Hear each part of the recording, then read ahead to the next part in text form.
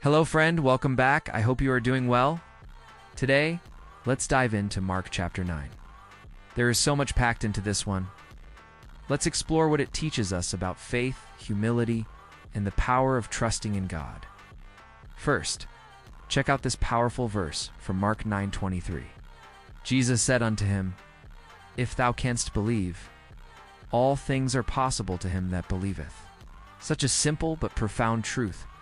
Whatever we face, faith opens doors to God's power.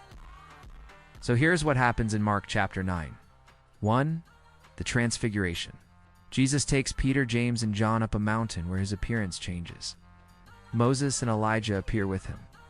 Moses represents God's laws, and Elijah represents the prophets who spoke about a Savior.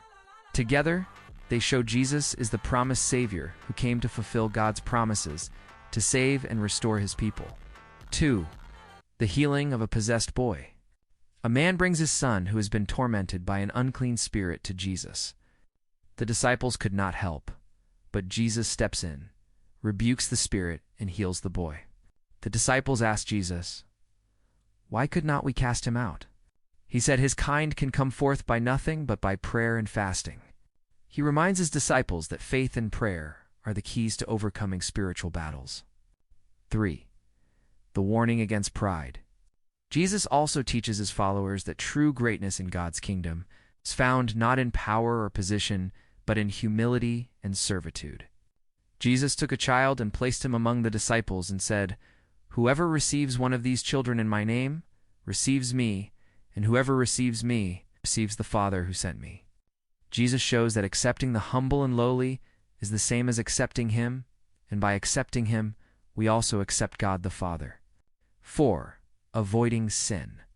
Jesus challenges us to take radical action when it comes to sin. He tells us that it is better to remove anything that leads us away from him than to let it destroy us. Faith in Jesus is not just about believing in him, but about trusting him to move in our lives. Faith in God is what unlocks his power to heal, transform, and provide. Mark 9 calls us to stay humble, to stay rooted in his truth, and make sure we are removing the things that keep us from following him fully. So here's the big question. What is one thing in your life that you can remove today to grow closer to Jesus? If this video encouraged you, please like, share, and subscribe for more powerful insights. Thanks so much for watching, friend, and I'll see you next time.